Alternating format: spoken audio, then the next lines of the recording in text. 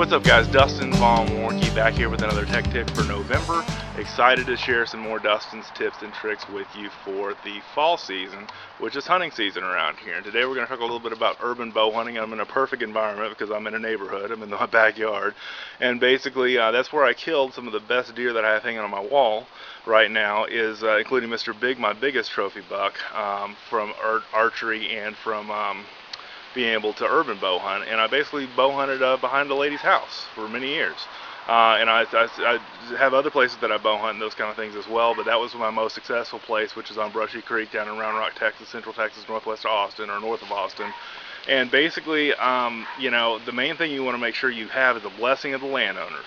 Make sure that all the things that you do, you're going and shaking hands and kissing babies and doing all that other stuff. And I've got even a book about that that you can find on my website at dustinsprojects.com. It's free right now.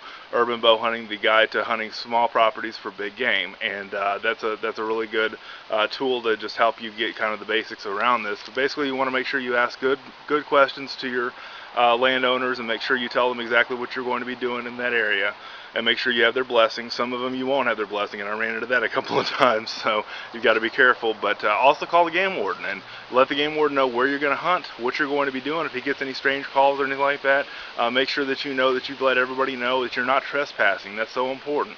Make sure that you're telling the people what you're doing. If something dies on somebody's land you weren't expecting, you go knock on the door and basically, you know, explain yourself. And the game warden in my area has been very, very understanding about protecting me as a hunter and making sure that I am, you know, okay to be where I'm at when an urban environment exists. So the other thing is to make sure you have your landowner's permission that you're hunting on to basically come and go as you please, or come and go and let them know and that kind of stuff. So you basically are having very, very, very good rules, very good respect for their land, very good picking up your trash. All that other stuff goes without saying, but you know, very good rapport relationship with your landowner that you're hunting with, even if it's your wife. Okay, in some cases it might be if you have a 5-acre tract. And I'm talking about, when I talk urban bow hunting, I'm talking 5, 10, 15-acre tracts, a little bit urban wooded areas where the landscape's been cleared out.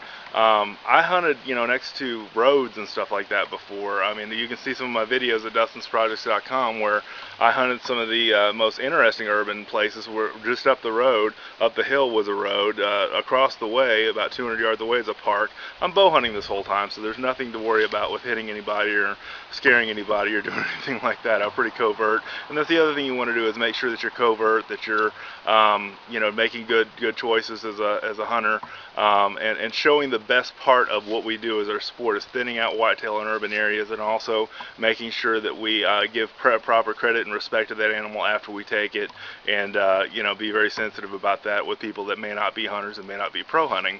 That's what I did for sure for the years that I hunted that area, and for what I do now as well for the years that I hunt other people's land as well.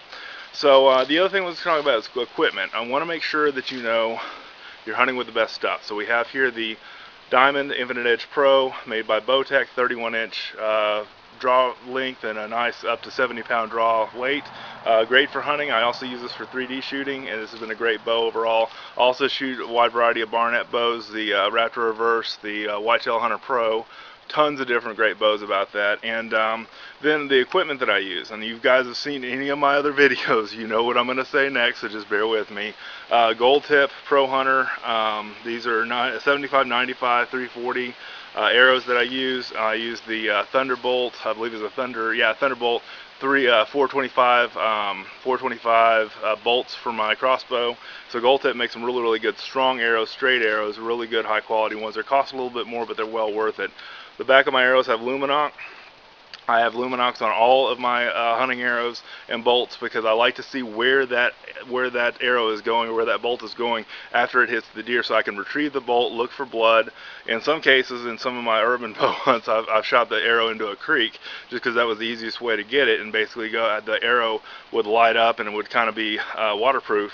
And I'd be able to go find it blinking, or find it with the red arrow or green, or whatever the color is of the knock that you get. I could find that arrow arrow with a constant on red or green or whatever the case may be, and pull that arrow and save that broadhead for use on another time after I rebuilt the broadhead and cleaned up the arrow.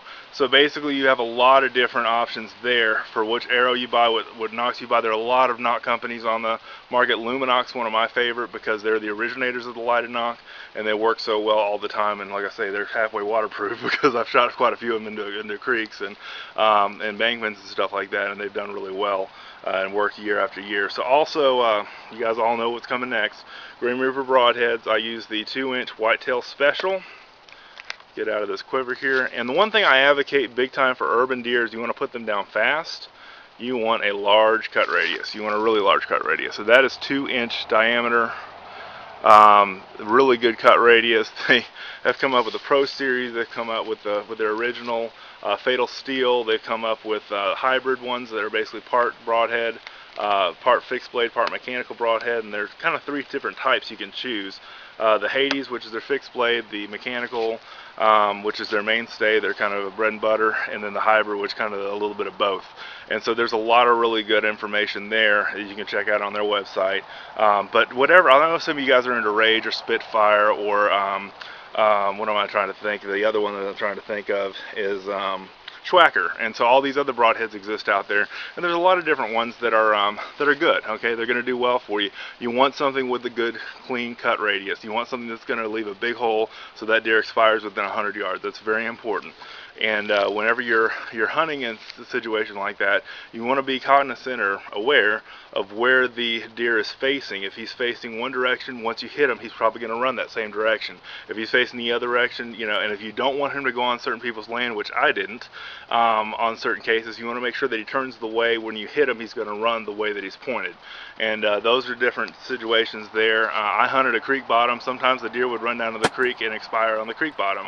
Usually with these Grim Reapers, I have not lost a deer, knock on wood, with them, because as long as they're hit decently in the vitals, they're hitting the bone or the knee or anything like that, you're going to have issues because that's not really a fatal wound. But with good broadheads, whatever you may choose, you're going to have a lot of success with urban bow hunting and being able to get out there and get some things done in the woods and bring some meat home for your family, whether it's a doe or the trophy buck you've been after or whatever the case may be. Again, Mr. Big was my biggest highlight of my bow hunting career when it comes to archery in urban environments, but there's a ton of different opportunities and great things and great memories to make in the outdoors, even if it's behind a row of houses, even if it's behind a park, even if it's around, you know, a road somewhere. You know, obviously you want to be careful you're not shooting over that road or anything like that, but as long as you're making sure that you are taking things well guarded and well reserved, and you're not doing anything illegal, and because you're in the public's eyes and everybody's watching you in an urban situation and seeing how you act as a hunter, and that's vitally important to find out. Make sure you follow the rules. Thank you guys so much for watching, reading, and listening. Have an awesome day in the outdoors. We'll see you next time.